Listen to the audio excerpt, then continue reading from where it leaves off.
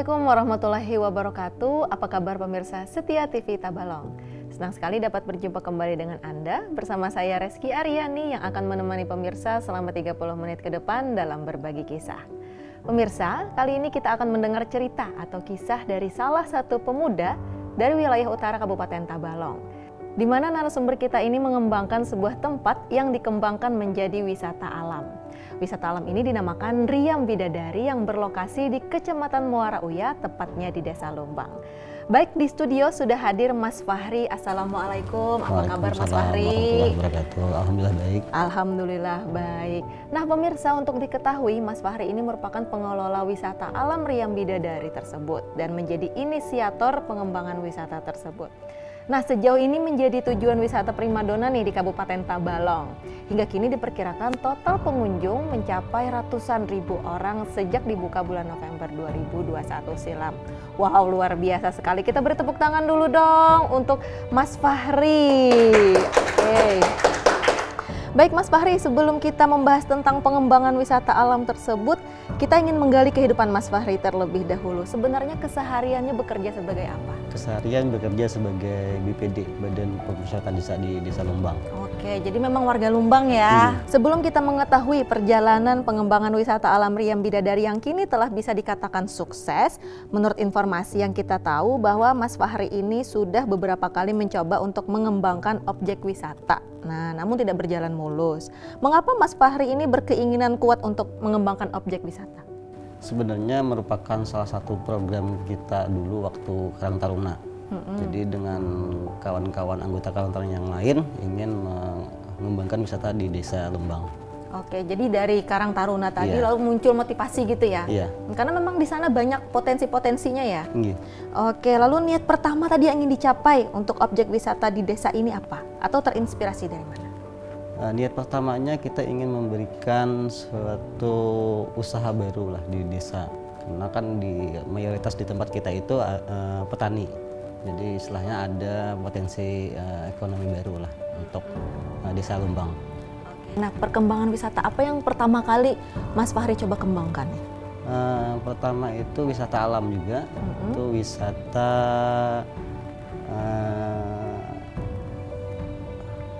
Gua Batu Babi. Oke, Gua Batu Babi. Sama di Desa Lumbang juga? Sama di Desa Lumbang. Oke, kenapa memilih tempat wisata itu sebagai dikembangkan nih sebagai objek wisata? Gua Batu Babi itu punya gua yang cukup cantik untuk kita susur gua, dan juga punya hewan-hewan yang sudah langka seperti begantan, itu kan sudah jarang lah istilahnya. Oh, jadi ada di sana hewan-hewan yang tinggal di dalam situ. Lalu sejauh ini perjalanan untuk wisata goa itu tadi seperti apa Mas Fahri? Sebenarnya masih jalan tapi kurang peminatnya, memang seperti wisata khusus. Oke, berapa lama sempat berjalan itu wisatanya? Berjalan sekitar 1 tahun. Oh, 1 tahun. Lalu kendala yang dihadapi saat itu apa aja nih Mas Fahri? Mungkin akses jalan. Akses jalannya itu cuman bisa dilewati oleh kendaraan dan juga mobil-mobil yang tinggi. Oke, jadi kalau mobil yang lumayan rendah tidak bisa lewat ya? Itu lewatnya dari mana nih kalau misalkan dari Jembatan Lumbang? Kalau di Jembatan Lumbang itu sekitar 2 kilo. Sebelum Riam Bidadari itu ada belok ke kanan. Jadi belok ke kanan ya jalannya di sana. Nah lalu apakah Mas Fahri ini tiba-tiba langsung Patah Semangat nih kayaknya nggak ramai nih wisatanya, atau justru makin termotivasi? Sebenarnya memang ada, memang patah semangat memang ada ya. Tapi memang kita sadar bahwa sumber daya manusia kita atau secara pengelolaan kita memang masih belum baik saat itu. Oke, waktu itu Mas Fahri bekerja sendiri atau dibantu? Dibantu oleh kawan-kawan Karang Taruna. Dari Karang Taruna. Saat ini masih dibuka berarti ya tempat wisatanya? Masih. Dan sejauh ini masih ada pengunjung yang datang, mungkin kisaran berapa orang misalkan dalam 1 bulan seperti dalam itu? 1 bulan paling sekitar 50. Oke, itu lumayan ramai ya. Ada yang memang yang datang ke sana gitu. Jadi di sana wisata alam apa yang ditawarkan di goa itu? Yang ditawarkan itu susur gua, naik ke puncak gunung, sama melihat hewan-hewan langka yang seperti begantan tadi. Jadi susur goa itu nanti didampingi berarti ya? Iya. Didampingi untuk susur goa dan bisa juga naik ke atas puncaknya. Oke, nah dari pandangan Mas Fahri sendiri apa masukan nih agar wisata tersebut bisa maju dan berkembang? Masukannya mungkin sarana untuk masuk ke area wisata itu mungkin bisa diperbaiki mungkin ya. Oke, nah dari goa itu tadi pertama kali Mas Fahri mencoba mengembangkan itu di tahun berapa? Tahun 2018. Oh, cukup lama sudah ya, 2018, dan alhamdulillah masih bertahan ya sampai 2023 ini. Oke, baik pemirsa TV Tabalong, setelah ini kita akan mendengar cerita Mas Fahri dalam berupaya pengembangan wisata di desanya. Bagaimana ceritanya? Saksikan sesaat lagi di Berbagi Kisah, jangan kemana-mana. Kembali lagi pemirsa di Berbagi Kisah, masih bersama Mas Fahri. Selanjutnya nih pemirsa, setelah belum maksimal tadi dalam pengembangan pertama di Goa Batu Babi, Mas Fahri tidak patah semangat nih dalam mengembangkan tempat wisata lain yang ada di Desa Lumbang tentunya ya, yaitu di sini ada Riam Batu Ampar. Namun seiring berjalannya waktu, pengembangan wisata tersebut tidak bertahan lama nih dikarenakan sesuatu hal. Nah Mas Fahri, apa motivasi awal yang membuat Mas Fahri ini berkeinginan mengembangkan wisata alam tersebut? Awalnya kita memang dikunjungi ya, mungkin wisata dadakan. Nah, jadi mungkin potensi wisatanya bagus. Jadi kita coba untuk mengatur lah istilahnya di dalam. Gitu. Oke, apa sih yang ditawarkan di wisata itu Batu Ampar tadi? Wisata Batu Ampar itu ya, sejenis air terjun yang landai, yang surut, yang kurang tinggi lah. Di bawahnya ada semacam aliran sungai kecil ya? Gitu. Oke, nah waktu pengembangan wisata tersebut kapan nih tahun tepatnya ya, dan inspirasinya itu dari mana? Itu di tahun 2020. Awal-awal Covid berarti ya? Gitu. Oke, sempat buka berapa lama? Sekitar 3 bulan. 3 bulan, oke. Sebentar saja ya, tidak bertahan terlalu lama. Lalu berapa sih jumlah pengelolanya saat waktu itu berjalan? Waktu itu sekitar 25 orang. Lumayan ya. Dan pengunjungnya selama 3 bulan itu bagaimana? Pengunjungnya selama 3 bulan itu sekitar 15.000 mungkin. Apa sih yang membuat Riam Batu Ampar itu tidak dilanjutkan kembali? Mungkin ketidaksiapan kita sebagai pengelola sama perizinan ya. Perizinan kita kerjasama lah istilahnya antara kita dengan pihak pengelolaan, pihak pemilik tanah. Oke, untuk akses jalannya sendiri bagaimana? Akses jalan cuma bisa dilewati oleh kendaraan roda 2. Iya. Oh, jadi mobil tidak bisa ya. Jadi harus memang ada usaha yang luar biasa kalau mau ke sana berarti ya. Lalu kendala yang dihadapi saat itu tadi ya, selain ada dengan warga yang bermasalah dengan tanah tadi, perizinan ya, hal yang terberat nih kira-kira apa sehingga wisata tersebut harus berhenti? Yang terberat menurut kami itu kurangnya kesiapan dari kita sebagai pengelola. Jadi istilahnya bagaimana kita menjamin keselamatan dan keamanan, mungkin itu yang kurang.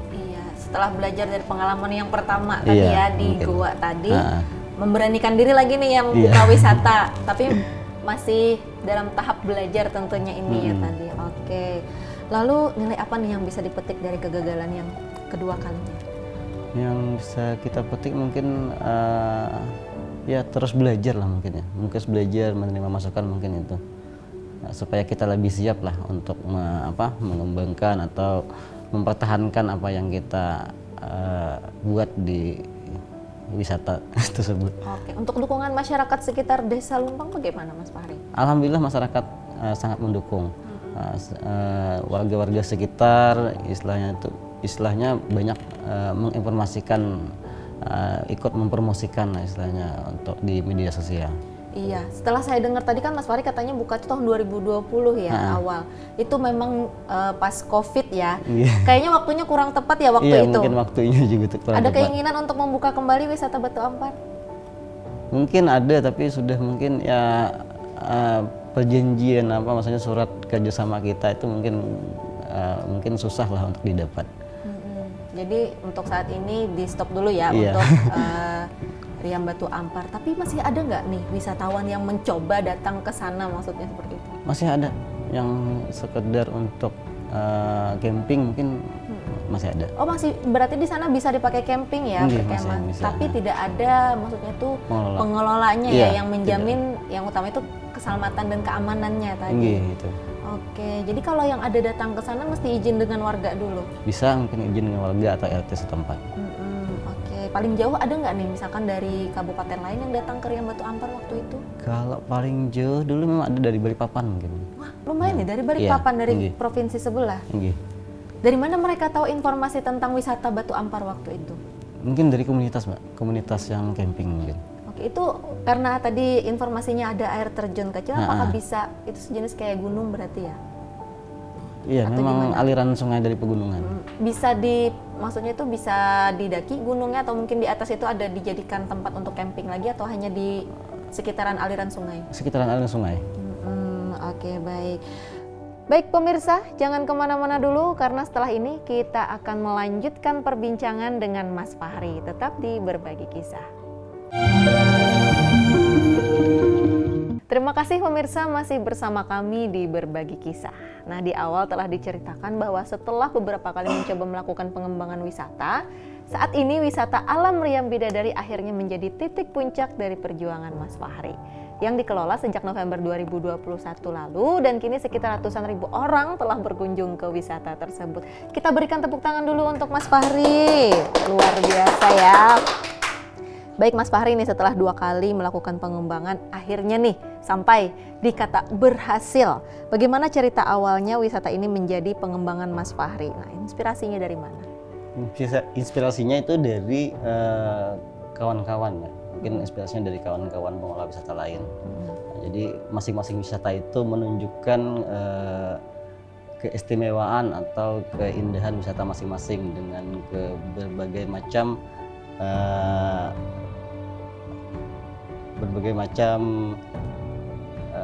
sumber daya alam atau juga keindahan budayanya di tempat wisata.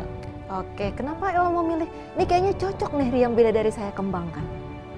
Karena memang dulu awal-awalnya Riam Bidadari itu tempat nongkrong. Nongkrongnya bidadari ya? Iya. bukan iya. Nongkrongnya warga di sana ya tentunya. Warga di sana memang suka nongkrong atau mandi, sekedar mandi di tempat Riam Bidadari. Nah, jadi istilahnya tuh dengan perkembangan media sosial, jadi waktu kita posting di media sosial, jadi banyaklah orang-orang di luar yang melihat bahwa tempat di Riam Bidadari itu indah. Iya, karena memang view-nya bagus sekali ya, background-nya ini gunung dan juga sungai. Nah, kenapa Mas Fahri ini memilih nama Bidadari? Dulu memang awalnya dinamakan Riam Bidadari, memang setiap sore itu, hampir setiap sore itu ada pelangi yang turun ada yang nampak di Riam Bidadari.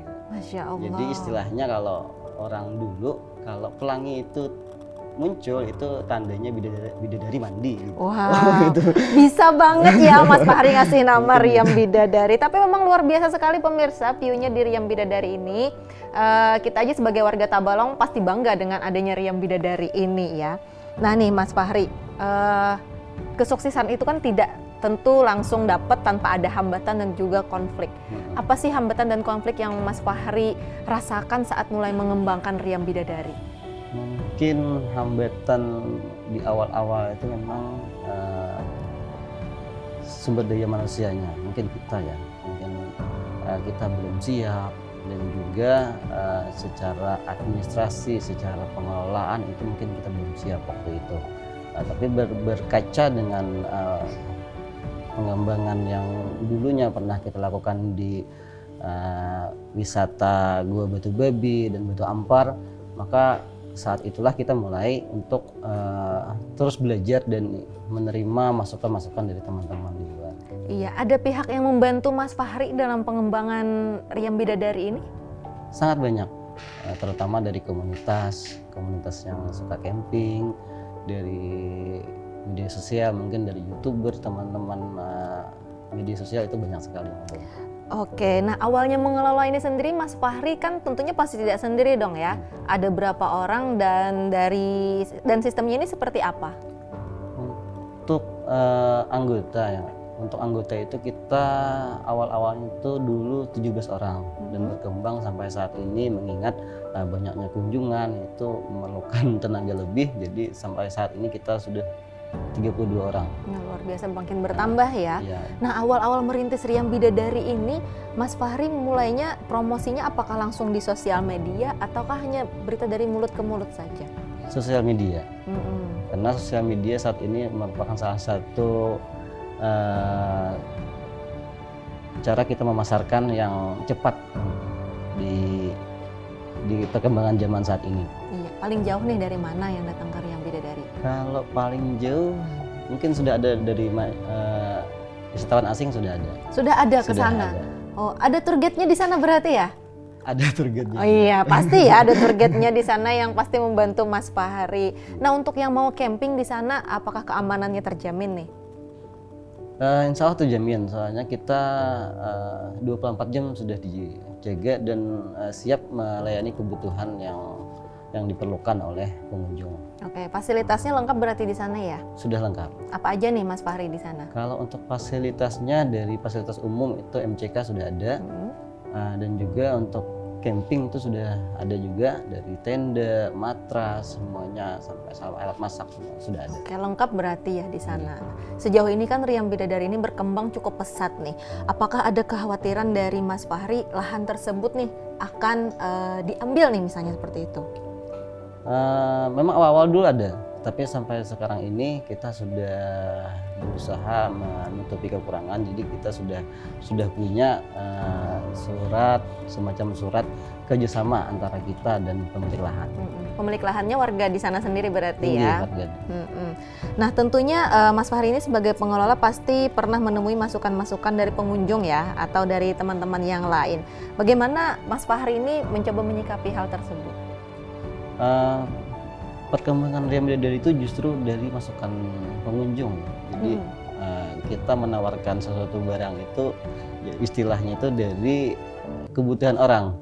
Jadi istilahnya masukan-masukan itu sangat berharga bagi kami, karena kami tidak punya ilmu yang khusus di wisata. Jadi dari teman-teman yang hobi camping, teman-teman yang suka berwisata, dari situlah kita berusaha untuk menyediakan di tempat kita. Oke, nah untuk pengembangan wisata kayak fasilitas-fasilitas itu, apakah dari supportnya ini dari hasil pemasukan wisata itu sendiri atau ada support dari luar? Untuk pemasukan dan pengembangan sendiri memang dari awal swadaya dari kita untuk membangun fasilitas-fasilitas umum. Sejauh ini sudah ada bantuan dari pemerintah juga. Oke, jadi sudah ada pemerintah melihat ya potensi wisata yang ada di Riam Bidadari tersebut. Nah, setelah berjalan 2 tahun ini, apa nilai manfaat yang bisa dirasakan bagi warga sekitar tempat wisata Riam Bidadari? Manfaatnya cukup banyak mungkin ya, terutama dari kami pengelola. Kan kami pengelola itu dari warga Desa Lembang, itu sekitar 30 orang, dan ditambah lagi untuk warung itu ada 10 buah warung. Dan juga setiap kunjungan ke wisata kami itu dihampirkan pasti pengunjung itu berbelanja atau singgah di warung-warung yang di sekitaran wisata Riam Bidadari. Iya, artinya bermanfaat untuk meningkatkan perekonomian warga di sana juga ini tentunya ya. Nah, warga-warga di sana tentunya sangat menerima dengan baik ya dengan adanya Riam Bidadari ini. Alhamdulillah sangat menerima. Ada nggak nih dari warga mungkin awal-awalnya Mas Fahri mencoba membuka Riam Bidadari, jangan buka di sana, nih kayaknya bakal gagal lagi nih kayak sebelumnya. Ada nggak yang bersuara seperti itu? Pasti ada. Pokoknya mungkin suara-suara seperti itu memang pasti ada, tapi masih lebih banyak yang mendukung. Makanya kita lebih semangat lah membangun wisata. Sejauh ini bahan evaluasi apa yang kira-kira menurut Mas Fahri ini yang harus Mas Fahri lakukan nih setelah ini untuk kemajuan Riam Bidadari? Sejauh ini mungkin rencananya lebih menambah fasilitas umum seperti MCK, mengingat pengunjungnya semakin banyak, dan juga menawarkan wahana-wahana baru mungkin seperti misalnya arung jeram, fun game outbound. Gitu. Oke, luar biasa ya. Banyak PR-nya berarti nih ya Mas Fahri ya. Iya. Kayaknya di otak Mas Fahri ini banyak banget untuk mengembangkan wisata-wisata di desa tempat Mas Fahri tinggal ya.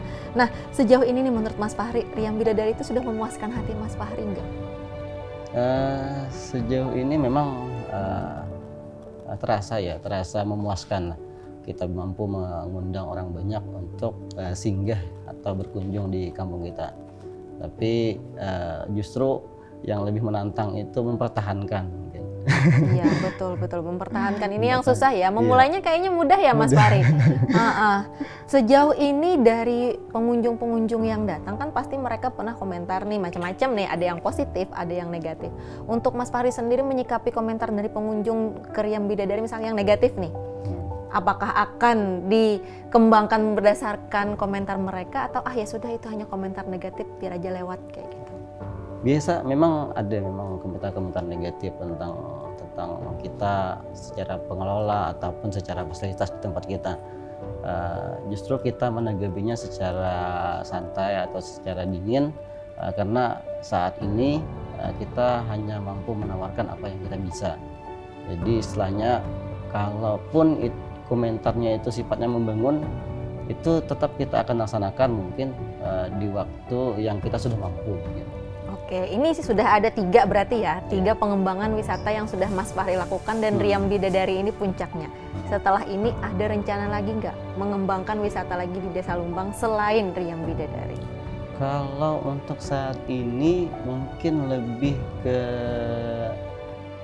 kolaborasi ya antara Riam Bidadari dan wisata-wisata lain di sekitar Lumbang. Jadi istilahnya kami rencananya ingin menjual nanti mungkin paket kayak misalnya orang berkunjung ke Riam Bidadari ingin bersih 3 hari menghabiskan waktu di Riam Bidadari, dia bisa melakukan apa saja di Riam Bidadari, misalnya susur gua, arung jeram, ataupun fun game outbound mungkin. Oke, luar biasa. Jadi dalam satu paket itu ada beberapa tempat wisata yang bisa dikunjungi begitu ya Mas Fahri? Oke, menarik dan sangat menginspirasi sekali cerita Mas Fahri. Oke pemirsa, semoga menjadi inspirasi bagi kita semua, khususnya nih bagi para pemuda-pemudi di desa. Nah, tidak terasa perbincangan kita sudah berakhir. Terima kasih sekali lagi kepada Mas Fahri yang telah meluangkan waktunya di studio hari ini di Berbagi Kisah. Saya Reski Aryani beserta kru yang bertugas mohon pamit undur diri. Tetap saksikan Berbagi Kisah tayang setiap hari Kamis pukul 8 malam hanya di TV Tabalong dan YouTube program TV Tabalong. Jangan lupa juga download aplikasi TV Tabalong di Play Store dan juga App Store. Akhir kata, wassalamualaikum warahmatullahi wabarakatuh.